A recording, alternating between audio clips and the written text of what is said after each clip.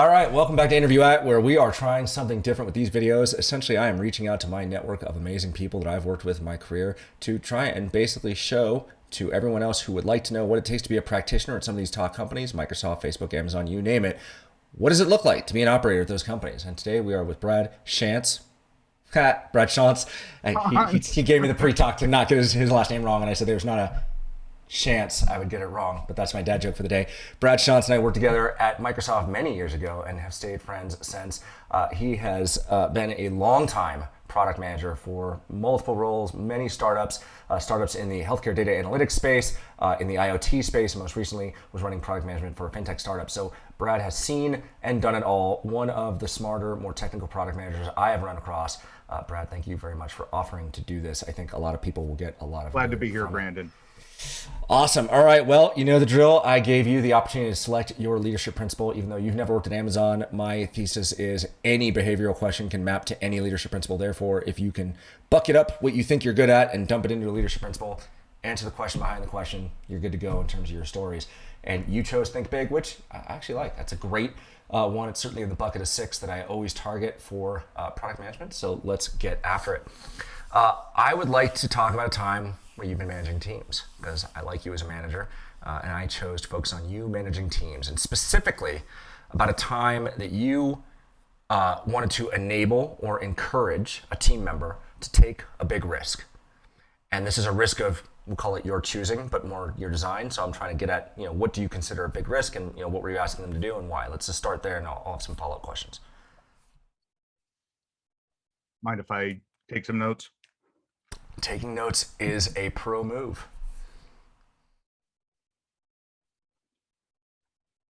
Cool. So the company that I'm currently at, financial services company, financial technology company, Yep. doing financial integration, leading a team of product managers that some of them came from a more technical background and were more agile product owners than what you and I would normally consider proper product managers.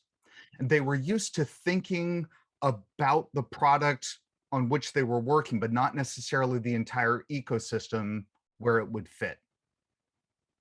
Okay. So with that background, it's important to understand that the company was trying to work on company is trying to work on integration between financial technologies and banking core systems and banking hub and switch systems in a lot of emerging countries, but also here in the United States and the Western countries. The product manager for our payment manager product was having difficulty grasping where and how the product was going to fit in a bigger scheme, how it was going to move the company forward. It was just a product that The we company were meaning selling. your company, not the customer. Correct. Got it. Okay. Yes, exactly. So I sat down with her and asked her to identify what the actual problem was that we were solving. And she could immediately say, we're connecting a financial technology software to a banking core. And I said, that is not the problem. What is the bigger business problem that is actually being solved? And she was stumped. So I gave her just a classic business canvas. I've done enough startups. It's the kind of thing they want to see. What's your business overview? What's the problem you're solving? Who are your competitors? What's your value prop? And a lean canvas to take in all of the agile things that she already knew, to be able to sit down and go through what is the actual problem that is being solved. So the problem is that trying to think through exactly how I want to say this because I've got to be careful. Diplomatic. Uh, yeah, exactly. Fair enough. The the problem that customers have is they need to validate any of the payments that are coming through their system with a customer's bank. That is the problem. And that's not an easy thing to do. So, uh, giving her the business canvas and getting her to think through that, she started seeing other things in the business canvas with this is the problem we're trying to solve. How do our competitors currently solve it? Are there other solutions out there in other industries that solve this problem? And I could see as her mentality just completely started to change. It was no longer about the product, it was about the problem. What is the story that the customer needs to solve this? And she started coming up with ideas after ideas after ideas and finding out which ones would be. I always go into product management with three things: desirability, viability, and feasibility. What are the things that the customers want? What are the things that they'll pay for? Is this something that we can deliver? And she started coming back with, if the customers want this, they're going to want this thing too. And she started building out a roadmap for the direction for the entire product. And it just completely changed her way of thinking.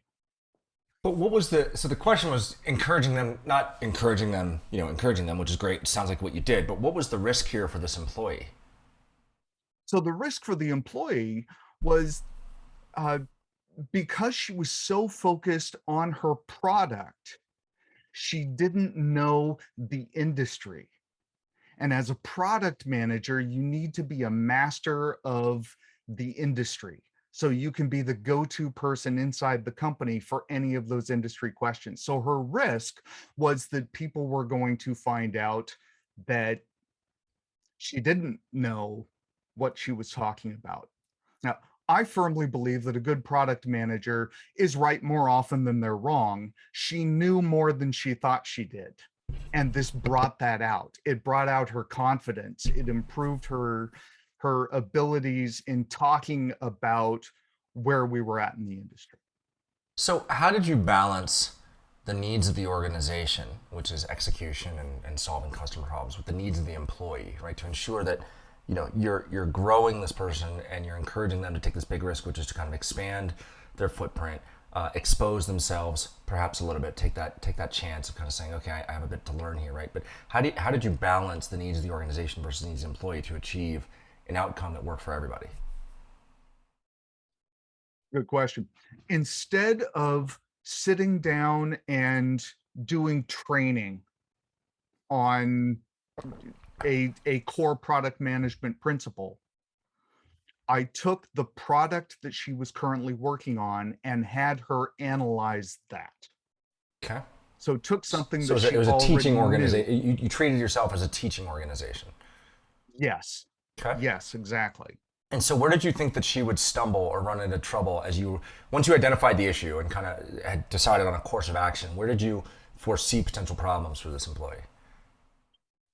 Competitive intelligence and competitive analysis. Uh, when you'd ask her, what are our competitors doing? She didn't know who the competitors were. So, okay. Well, if you're working in a company like Amazon, that's fine. In fact, the Amazon ethos is who cares about what your competitors doing? Focus on the customer, right? So is that a huge problem or is it not a problem?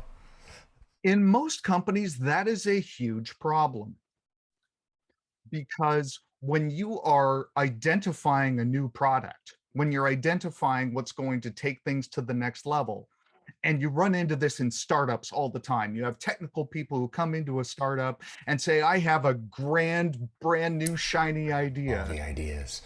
And you ask, okay, who else is doing that? And they say, well, Microsoft did it for a while, but they stopped. Google Sure. did it for a while and they stopped. And I'm raising my question in my hand and I'm asking, why did they stop? Is it Well, because clearly there they're isn't a not as smart market as this for it? person. Yeah, of course, obviously. Duh. Okay. No. And so when you think So, about, so sorry, go on. yeah, go Keep ahead. going. No, no, no. You Well, keep going. so I was going to say it's important that you understand if there are other solutions out there in the industry, whether they are technical solutions or process solutions. Is it something you can leverage? Is it something that you can do better? And have that data when you go into your investment committee to say, I believe we need to do this next. Sure. But you thought her stumbling block then would be her ability to actually process competitive information, or to use that as a lever in her evaluation and kind of execution phases. But Yes, it's easy to find who the competitors are. You can simply Google this feature, companies sure, that do it, or this company, who are their competitors.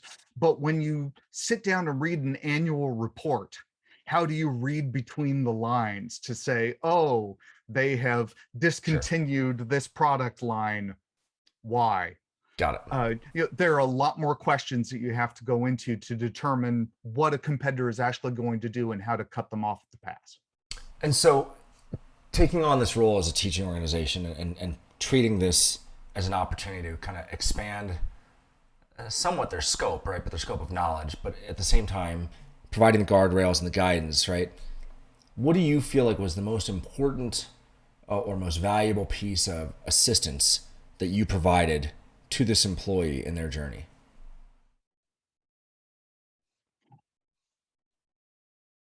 I run a very supportive organization where Of I that, I'm certain. give people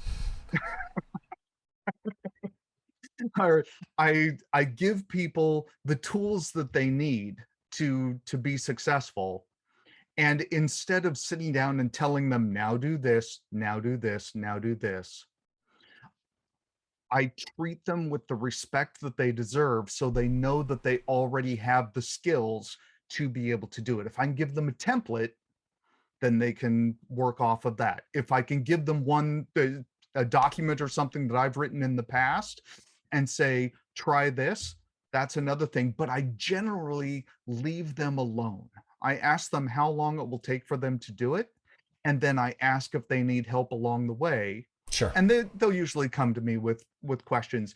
But I try and be supportive and cheer them on, encourage them to know that they know more than they think they do. And they're worried about meeting my expectations, and I'm worried about them meeting their own expectations. Okay. And if they're meeting their own expectations, they're generally meeting mine. In fact, they're generally exceeding mine, because you're a lot more self-critical than you may think. Well, that is a truth that most people don't realize until they're well into their 40s. Okay, that is the end of my, we'll call it the question block. The follow-up, of course, is the question I like to ask to you, right? You've run many successful teams. You've been a part of large organizations, small organizations. You've hired across the spectrum of the growth curve. What is your favorite interview question to ask or use when hiring, and why?